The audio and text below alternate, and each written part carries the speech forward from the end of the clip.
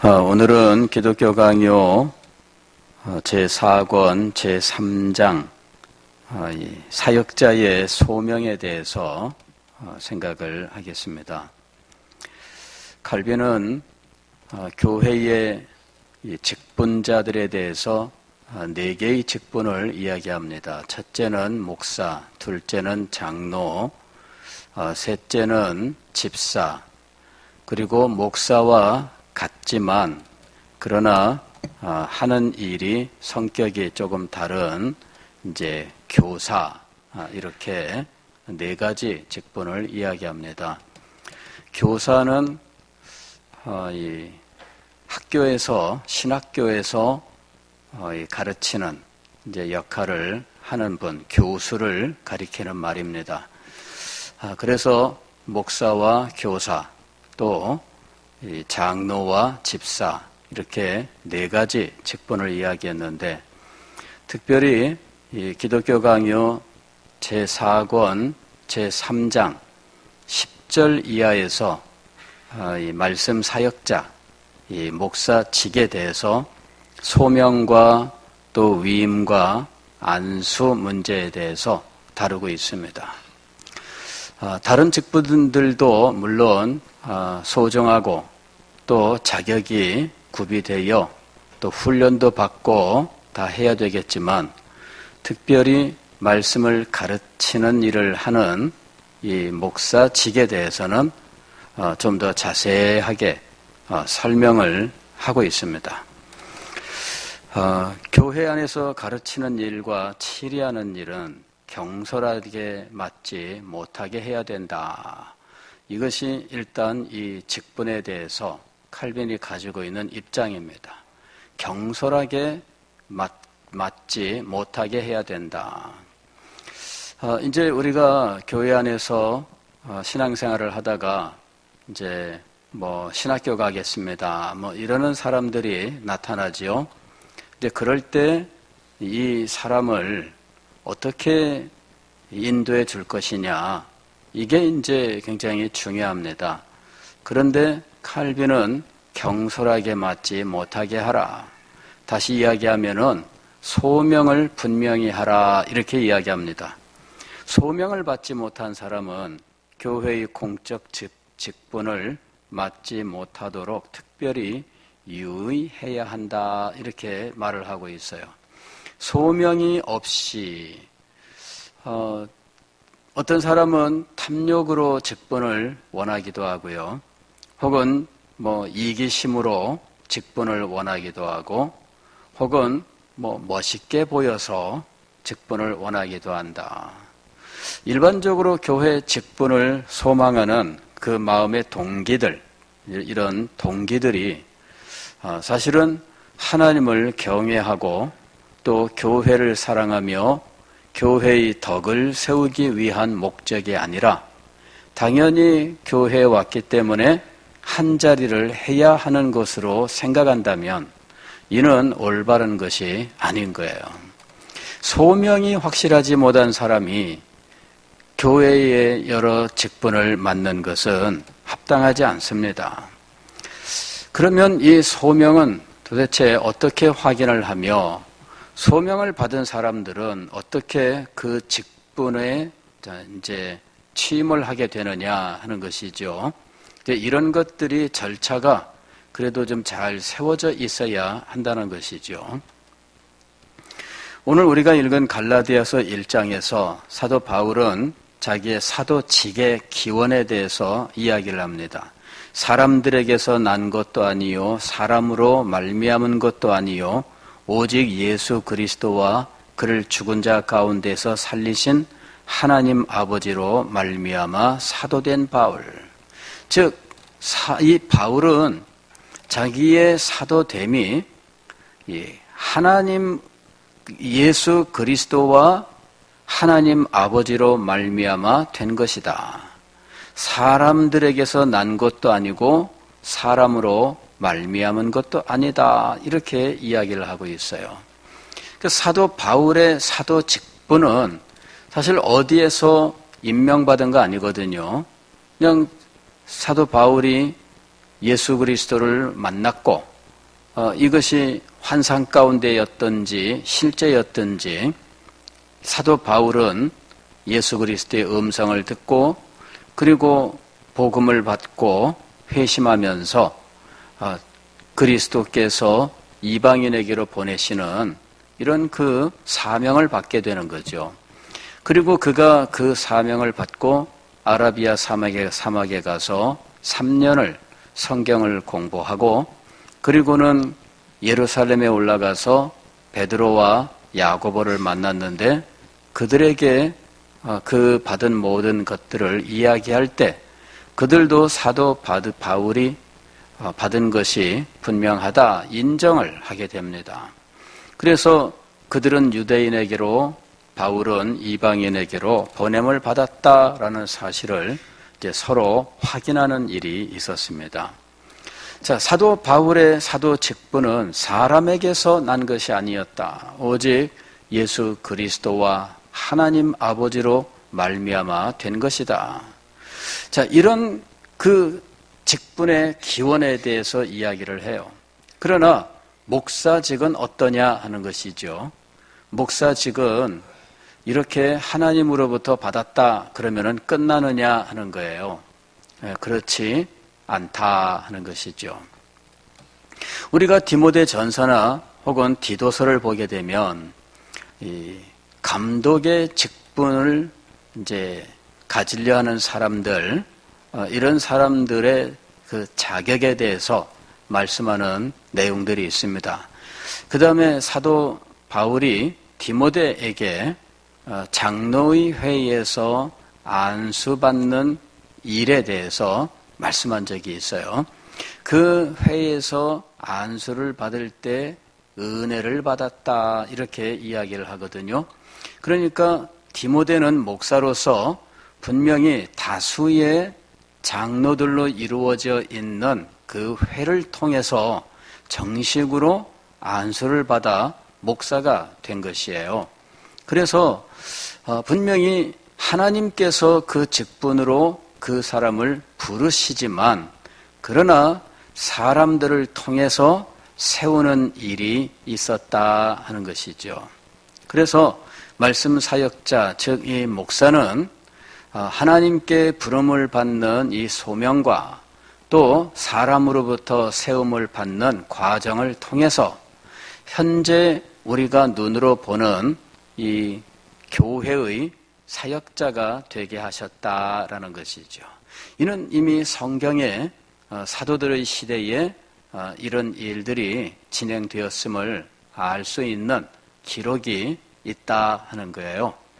그리고 이제 이런 절차에 따라서 그동안의 말씀 사역자들이 세워졌는데 칼빈은 이것을 아주 정교하게 아주 질서 있게 잘 만들어서 시행을 했고 오늘날 우리가 이 칼빈이 세워놓은 이 원칙을 따라서 목사를 세우고 있다라는 것이에요. 자, 목사가 어떻게 세움을 받느냐? 먼저 출발은 소명이 있어야 돼요. 소명이. 내가 목사가 되어야 되겠다. 뭐 이런 어떤 마음에 자기 속에 내적 소명이라고 하는 것이 있어야 된다는 거죠. 이럴 때 이 내적 소명은 그 동기예요. 하나님을 사랑하고 하나님을 경외하며 그리고 주님의 교회를 섬기기를 원하는 마음이 있고 복음을 전파하고자 하는 열정이 마음속에서 일어나야 된다 하는 거예요. 이런 것들이 없는데 누군가가 너 신학교 가라 목사 되라 이렇게 한다면 이는 올바른 것이 아니에요. 가령 이제 어떤 분이 저한테 와서 상담을 하는데 목사님 제가 태어날 때 우리 어머니께서 서원을 하셨다는데 제가 신학교 가야 됩니까? 이렇게 묻는 거예요. 이제 40이 다 됐어요. 가정을 이루고 있는데 이 사람이 이제 어머니는 그때까지도 포기하지 않고 너 서원했는데 너 서원은 그거 이루지 않으면은 벌 받는다. 뭐 이제 이러고 계시는 거죠. 예. 그래서 제가 그분한테 얘기했습니다. 당신 마음속에 이런 것들이 진정으로 동의가 되고 속에서 기쁘게 감당해야 되겠다는 마음이 드느냐? 아니라는 거죠. 아니니까 고민해서 찾아온 거죠. 예. 그러면은 하지 마라. 하지 마라. 예. 어머니가 서원을 100번을 했어도 하지 마라. 자식이 목사가 되는 거는 엄마의 서원으로 되는 게 아니에요. 왜? 이는 그 출발이 소명에 있기 때문인데, 물론 어머니의 그 소망이 아이에게 소명으로 작용하도록 역할을 할 수는 있겠죠. 예. 그러나 본인의 마음에 엄마가 자라는 동안에 수백 번, 수천 번 얘기했을 거 아니에요? 그런데도 마음이 움직이지 않으면 그거는 소명이 없는 거예요. 그래서 그런 경우에는 안 하는 것이 좋다는 거예요. 예, 그거는 뭐 무조건 안 해야 됩니다. 왜? 자기 마음에서 일어나는 것이 없는데 무슨 이 일을 하는 거예요? 그래, 이 목사직을 맡아가지고 아무 의욕도 없는 사람이 그 일을 맡아서 앞으로 교회와 성도들을 어디로 이끌어가라고 하는 거예요? 이거는 말도 안 되는 이야기입니다. 소명이 없으면은 애초에 출발도 하지 마라 하는 이야기예요. 그래서 엄마가 서원했습니다. 이거는 더 뭐 따를 필요가 하나도 없어요. 엄마는 서원했는데 하나님께 벌 받을까? 혹시 그런 분 계신다면은 걱정하지 마세요. 어머니가 포기한 걸 하나님이 기뻐하실 겁니다. 왜? 하나님이 안 부르신 거예요. 예. 안 불렀는데 부득불 고집하면서 서원했습니다 막 이러고 있는 거예요. 안 불렀는데 왜 그렇게 고집을 피워요? 예. 그래서 아이가 정상적으로 그런 마음이 들지 않으면 엄마가 포기하라 하는 거예요. 예. 하나님이 내 서원을 안 받으셨다. 그렇게 보는 것이 맞습니다. 최근에 우리 노예 안에 어떤 교회에서 문의가 있었어요. 교회에 어떤 사람이 왔는데 목사가 되고 싶다. 그래, 자기는 그렇게 간절히 원하는데 부인은 결혼을 해서 이제 아이들도 있고 한데 부인은 죽어도 싫다는 거 있죠. 그래가지고 결국 부인하고는 이 문제 뭐 더 이상 뭐 얘기할 수가 없고, 그래서 이 남편 혼자서 부인하고 헤어질 각오를 하고 자기는 이제 신학교 가야 되겠다 해서 이 목사님에게 찾아와서 목사님 제 신학교 가도록 추천해 주십시오. 추천을 해야 될까요? 말아야 될까요? 예. 그래, 서류를 가지고 왔어요. 목사 후보생 고시, 청원, 거기다가 담임 목사 추천 도장 찍어서 서류를 가지고 왔어요. 이 서류는 가지고 왔는데 이거를 어떻게 해야 될까요? 왜 서류를 가지고 왔느냐 하면 가지고 갔더니 노회에서는 안 된다 그러더라. 그 말을 하려고. 안 그러면 어떻게 돼요? 우리 목사님이 나 신학교 가고자 하는데 목사님이 반대했다. 이래 될 거 아니에요. 목사님이 반대했다 이러면은 이건 또 수긍하지 않는 사람들이 있거든요. 그러니까는 이걸 가지고 온 거예요. 그래서 결국 답은 불가, 안 됩니다. 부인하고 가서 다시 한번 합의를 하세요. 부인이 동의하지 않으면은 할 수 없습니다.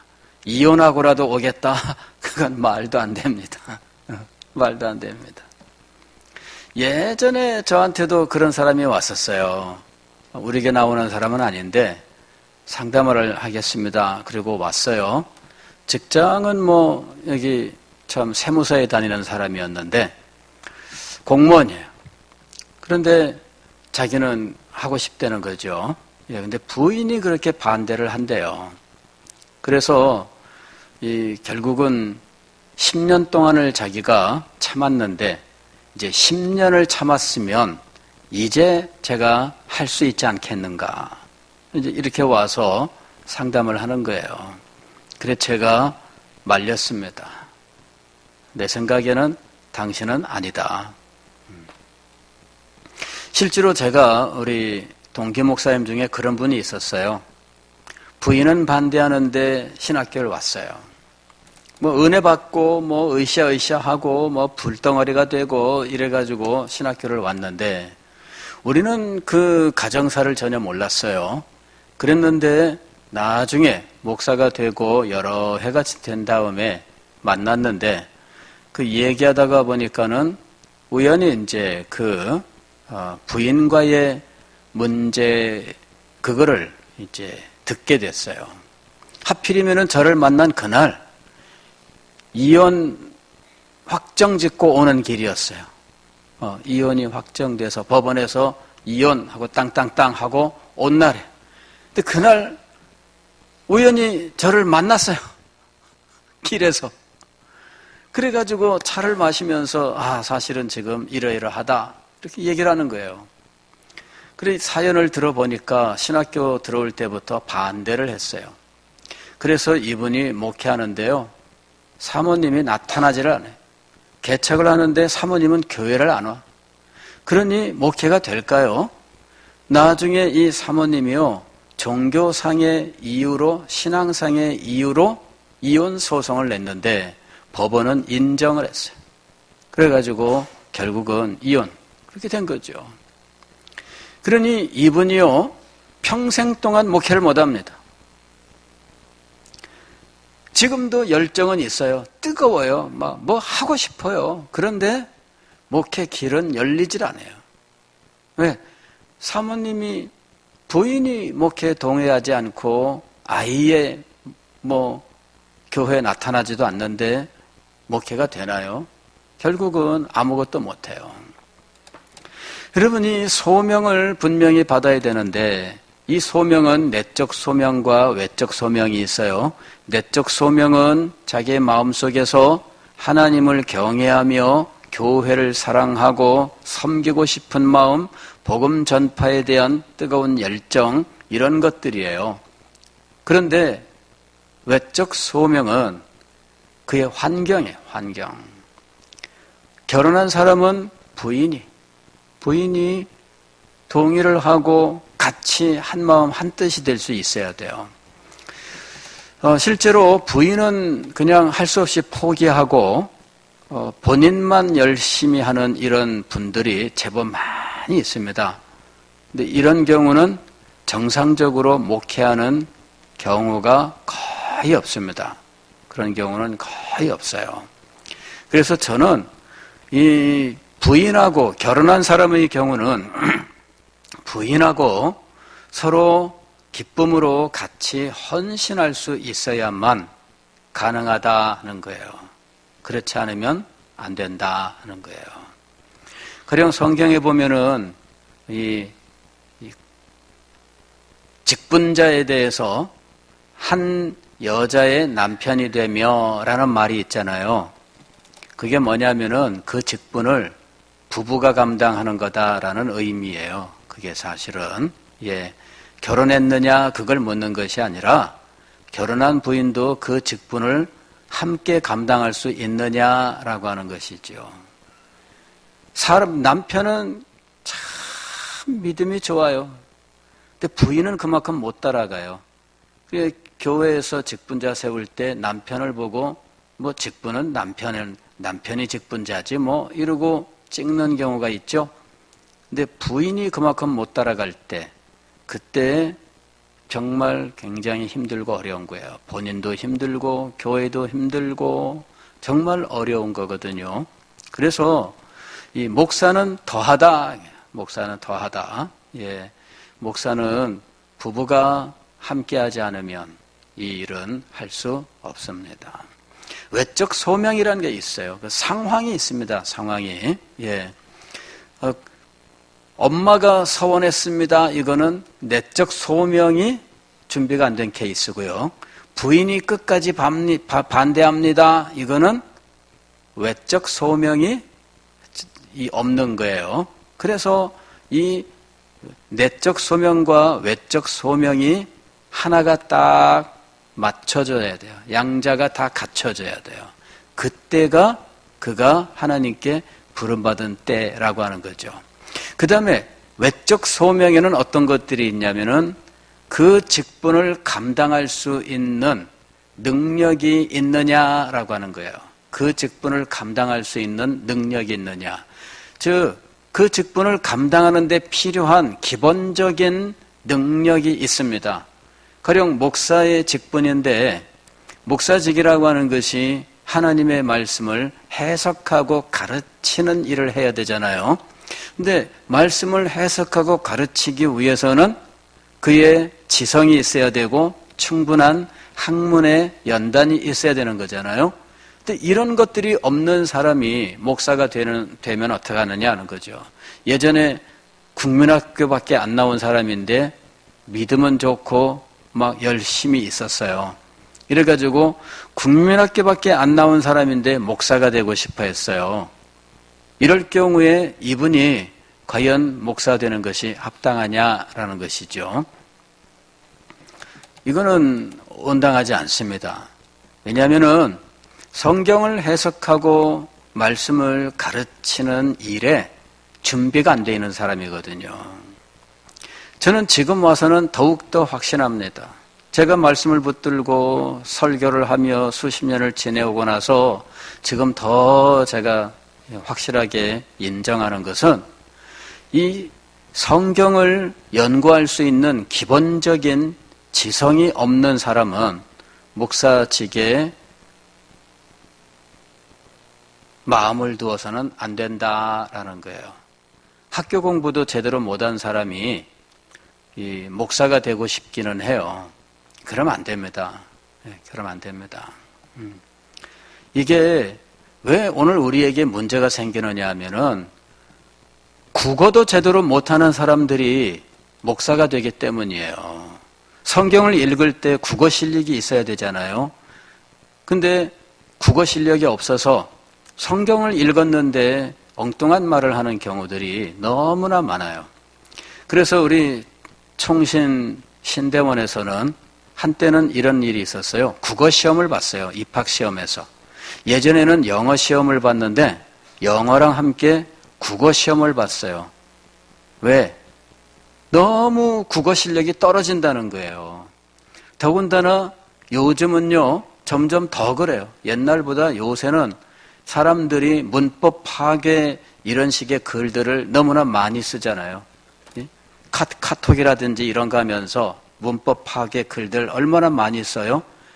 그리고 뭐 인터넷 댓글 달 때 문법 파괴 글 얼마나 많이 써요?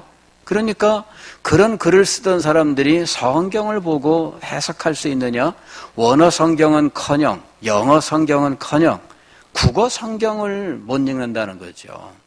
그러니 이런 사람들이 엉뚱한 얘기를 하고 뭐 이단 비슷한 사람들이 되는 거예요. 그래서 저는 국어 실력 없는 사람은 일단은 목사 되는 거 반대입니다. 국어 실력 없는 사람들. 왜?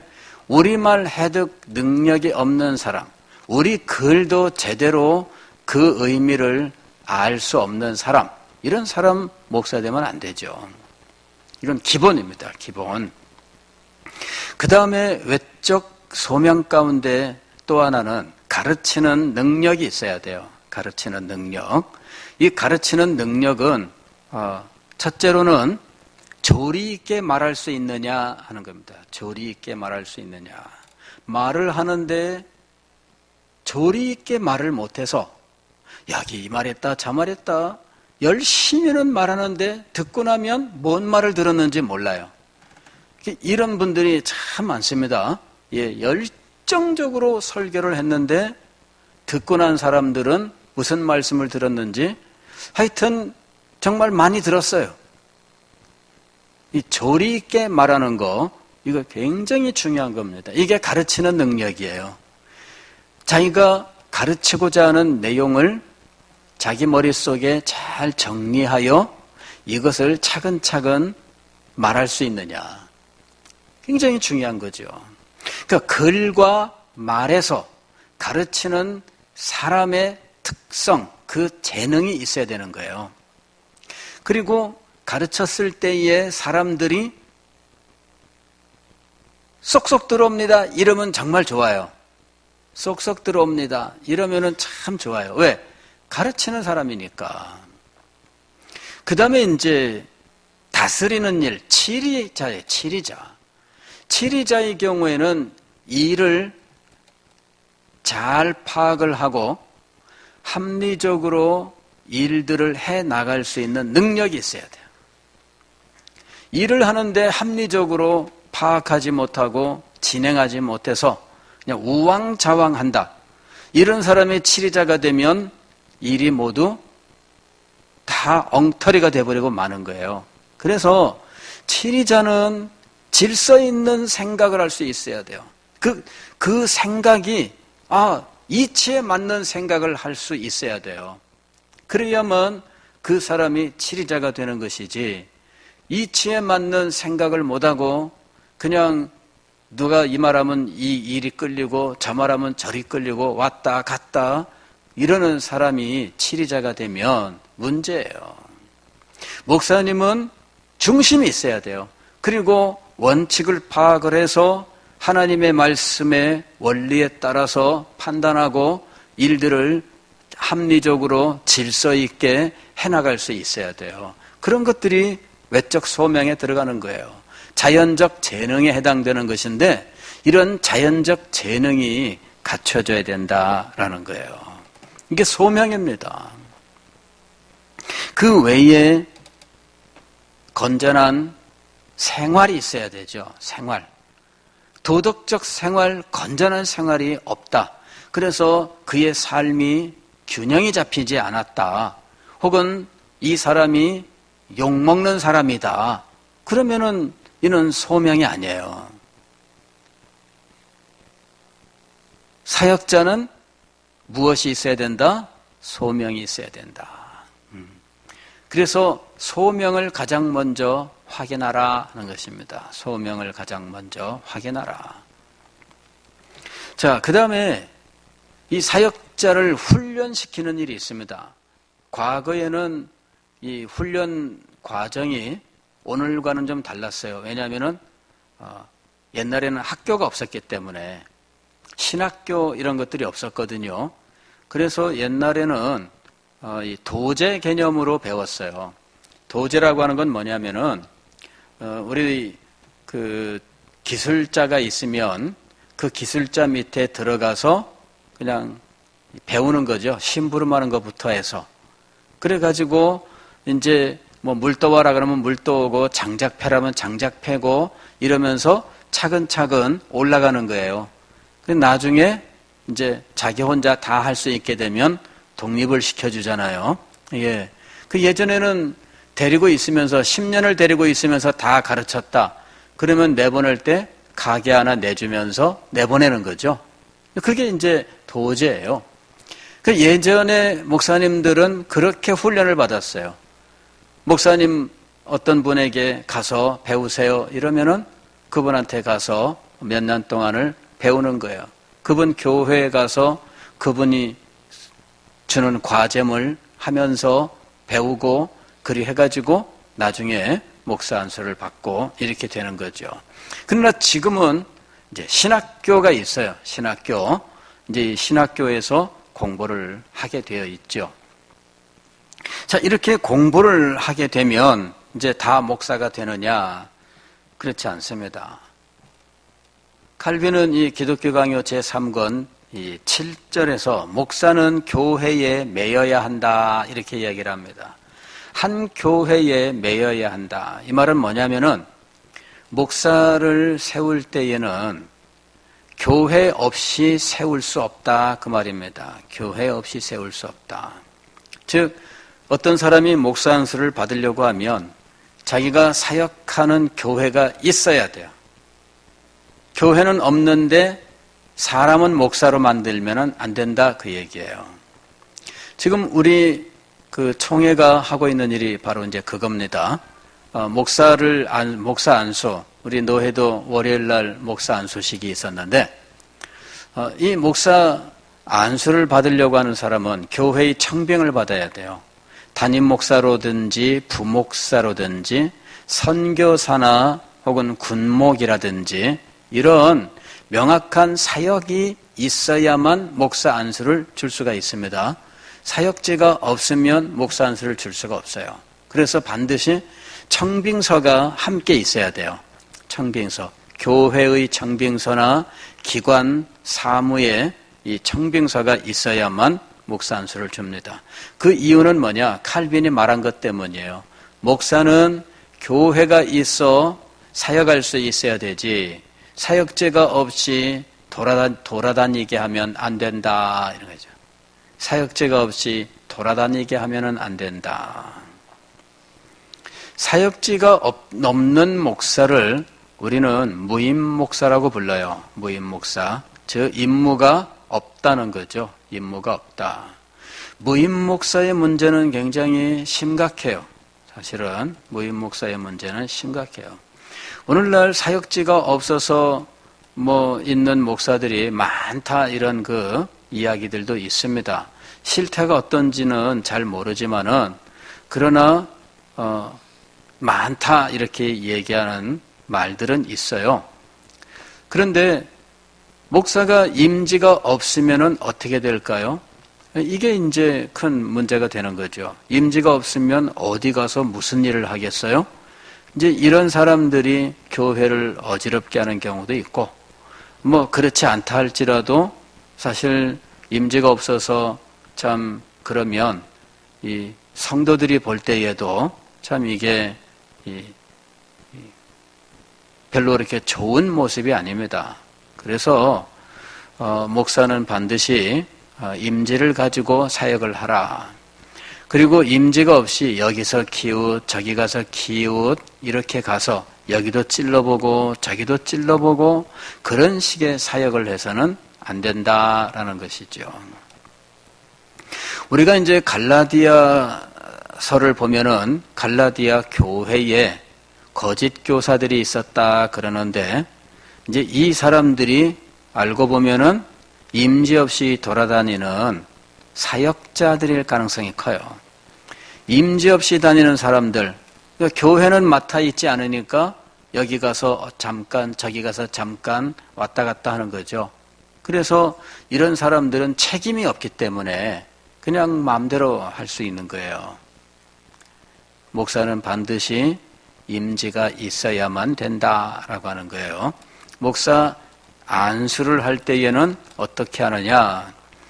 칼빈은 목사를 선택할 때 회중의 투표로 선택하라 이렇게 이야기를 합니다. 회중의 투표로 선택하라. 여러분 이 원칙은 굉장히 중요한 원칙이었어요. 이 원칙 때문에 정말 수없이 많은 이 투쟁이 있었어요. 과거 지금도 마찬가지입니다만은 로마 가톨릭은 성직자를 세울 때 투표하지 않습니다. 성직자를 누가 세워요? 교황이 세워요. 즉 임명제. 성직자는 임명을 받는 사람인가? 그렇지 않습니다.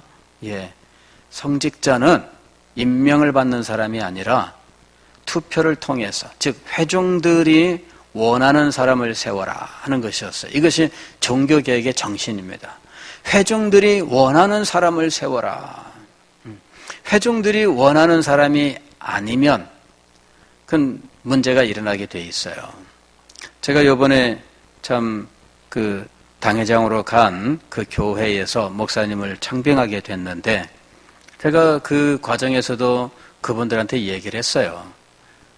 나는 내가 원하는 사람을 이곳에 목사님으로 넣는 것이 아니고 여러분이 원하는 사람을 목사로 세우려고 한다. 왜? 그게 하나님의 방법이라고 믿기 때문이죠. 칼빈이 가르쳤던 것이고요. 그리고 영국의 청교도들이 그 문제 때문에 투쟁을 한 거예요. 왜냐하면은 영국 교회에서 종교개혁이 시작되었는데 왕이 종교개혁을 시작했어요. 즉 교리적인 문제로 시작된 것이 아니라 정치적인 문제로 시작을 했어요. 그래서 로마 교회와 단절은 했는데 로마 교회와 똑같이 하는 거죠. 교황 대신에 왕이 교황의 자리를 차지했어요. 그리고는 성직자들을 왕이 캔터베리 대주교라고 하는 이 사람을 통해서 임명을 하는 거죠. 그래서 성직자는 회중들의 선택을 받아야 됩니다라고 하는 것이 청교도들의 주장이었어요. 그것 때문에 왕과 대립을 해요. 왕은 무슨 소리야? 왕이 세우고 싶은 사람, 보내고 싶은 사람, 그 왕이 하는 거지. 이거 왕의 입장이에요. 그러나 청교도들은 왕이 보내는 것이 아니라 회중들이 선택을 해야 됩니다. 여러분, 이것이 얼마나 중요한 원칙인지 몰라요. 그래서 칼빈은 회중들의 선택으로 목사를 세워야 한다라는 것이죠. 그리고 이 회중들의 선택을 받아서 그 교회를 심우하게 될 때 그에게 목사 안수를 행하도록 했던 거예요. 오늘날 우리 장로교는 이 칼빈의 가르침을 따라서 성직자를 세우고 있는 겁니다. 우리 장로교는 이 목사를 세울 때 물론 소명을 확인하는 것은 여러 단 과정에서 확인을 해요. 목사 후보생이라고 하는 신분을 노회에다가 이제 그 청원을 하고 시험을 보고 합격하면은 목사 후보생이 되는데, 목사 후보생은 신학교에 추천하여 신학 교육을 받을 수 있어요. 그래서 신학교에 입학시험을 보고 합격하면 노회는 목사 후보생을 신학교육 위탁 추천을 하게 돼 있어요. 그래서 신학생들은 매년 노회로부터 추천서를 받아서 제출을 해야 됩니다. 노회에서 징계를 받았다, 그래서 더 이상 추천서를 못 받는다, 그러면은 공부할 수가 없습니다. 예. 그래서 이 노회의 추천을 받아서 공부를 하게 돼 있어요. 공부를 다 마치고 나면 총회에서 이 사람의 신학 공부 전체에 대해서 시험을 봅니다. 그게 이제 강도사고시예요. 예. 우리는 강도사라고 하는 제도가 있어서 총회가 강도사 고시를 시행합니다. 그러나 통합 측 경우에는 강도사가 없어요. 그래서 통합 측은 목사 고시를 총회가 시행을 하게 돼 있어요. 신학교육 전반에 대해서 이제 총회가 한 번은 시험을 보는 거죠. 그래서 우리 총회는 강도사 고시로서 그것을 행하고 통합 측은 목사 고시로서 그것을 행하는 거예요. 우리 총회 같은 경우에는 목사 안수 받을 때는 노회에서 목사 고시를 보게 됩니다. 그런데 노회에서는 목사 고시를 그렇게 어렵게 하고 있지는 않아요. 총회에서 강도사 고시는 굉장히 어렵습니다. 그래서 하여튼 막 한 달씩 합숙도 하고 막 이러면서 6개월씩 준비하고 해가지고 한 번은 죽었다 깨어나야 이제 합격한다, 이제 이러는 상황입니다. 자, 어쨌든 이 목사는 이런 자격과 또 그에 합당한 교육과 훈련을 통해서 교회의 성도들의 선택을 받아 한 교회를 심우하도록 안수를 받고 또 위임을 받는다 하는 거예요. 왜 이렇게 복잡한 절차를 통해서 목사를 세우는가? 그것은 가르치는 일과 치리하는 일이 너무나 중요한 일이기 때문이에요. 이 일을 아무한테나 무조건 맡겨 행할 수 없기 때문이에요. 교회는 이 일이 잘못되면 교회 자체가 무너질 수 있고요. 교회 간판은 달았지만 그것이 더 이상 교회가 아닌 그런 비극이 일어날 수 있거든요. 그래서 이런 다양한 과정들, 복잡한 절차들을 통해서 검증된 사람을 목사로 세우는 거예요. 그래도 힘듭니다. 그래도 훈련을 제대로 받았는지 또 이런 것들을 그냥 형식적으로 그냥 절차만을 밟았는지 우리가 어떻게 확인할 수 있어요? 그래서 사람을 선택하는 과정에서 정말 기도하고 또 사람을 선택했다 할지라도 그 후에 그의 사역을 위해서 기도하면서 전심으로 하나님의 뜻을 이루는 일에 모든 성도들이 함께 해야 된다라는 것입니다. 여러분, 정말 이 일이 중요하다면 성도 여러분의 기도가 정말 필요해요. 여러분이 기도를 하지 않으면은 이 일을 제대로 감당하지 못한다는 거예요. 그래서 성도 여러분들은 목사님을 선택할 때 투표도 하지만 이후의 사역을 위해서 전심으로 기도하고 그 사역이 정말 복된 사역이 될 수 있도록 하는 것이 중요합니다. 목사의 사역이 복된 사역이 되어야 성도들도 그 복을 누리게 되는 거예요. 예, 목사의 사역이 복되지 않으면 성도들도 복을 못 받아요. 이게 정말 중요한 문제입니다. 그래서 여러분이 정말 은혜를 받고 복을 받으려면 목사의 사역이 복되기를 위해서 소망해야 돼요. 기도해야 돼요. 이게 저는 정말 세월이 흐르면서 더 절실하게 느껴요. 야, 이게 목사가 하나님께 복 받는 게 중요하구나. 이때 이 복이라고 하는 것은 영적인 복이죠. 예, 영적인 복이에요. 그래서 이 영적인 복을 받아야 성도들도 그 복을 누리는 거예요. 성경을 보면은 목사직이 하나님께서 교회에 주시는 은사로 되어 있어요. 은사. 은사가 뭐예요? 선물이에요, 선물. 목사는 교회에게 주신 선물이에요. 이 선물을 정말 하나님이 주신 은혜로운 선물이 되도록 우리가 다 같이 애쓰고 힘쓰고 노력을 해야 돼요. 선물인데 그냥 옆에 팽개치고 선물인데 맨날 불평불만만 하고 그래가지고는 선물이 되지 않죠. 이것이 성령의 은사예요. 성령의 은사. 은사란 말이 선물이란 말이에요. 선물이란 말. 그래서 하나님이 주신 이 선물을 정말 아름다운 선물로 받도록 그리고 하나님께서 이 선물을 통해서 복되게 하신다는 믿음을 가지고 우리는 이 복을 위해서 기도해야 된다라는 거예요. 이 과정이 잘 세워지면 교회 전체가 복을 받습니다. 목사가 바로 세워지지 못하면 교회가 분열해요. 목사가 바로 세워져야 교회가 하나가 돼요. 지난주에 말씀드렸잖아요. 목사는 근육이다. 즉 우리 인간의 몸에 뼈가 몇 개인지 저는 모르겠습니다. 어떤 분은 360개다 이렇게 말하는데 이 뼈는 모두 무엇으로 함께 연결되어 있느냐면 근육으로 함께 연결되어 있어요. 근육이 약해지면 뼈가 어긋나게 되어 있어요. 그래서 여러분 근육이 잘 준비가 돼야 돼요. 예?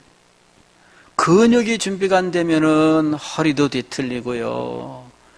근육이 준비가 안 되면은 무거운 것도 아닌데 들다가 삐끗해가지고 며칠씩 들어눕고 근육이 준비 안 되면은 이거 물건 잡는다고 손 뻗다가 삐끗해가지고서는 이게 팔도 못 움직이고 그런 일들이 벌어지는 거예요. 목사는 이 교회가 그리스도의 몸이라면 근육이에요, 근육. 사랑의 띠로 하나가 되었습니다. 그러는데 이 사랑의 띠가 바로 이 근육이에요. 이 근육이 살아있어야 돼요. 근육이 힘이 있어야 돼요. 그래서 여러분, 목사를 위해서 기도하셔야 돼요. 목사를 위해서 기도하셔야 돼요. 예. 그래서 여러분이 하나님의 복을 받고 온 교회가 하나로 연합해서 주신 사명을 감당하는 복되고 영광스러운 교회로 발전할 수 있기를 주의 이름으로 축원합니다.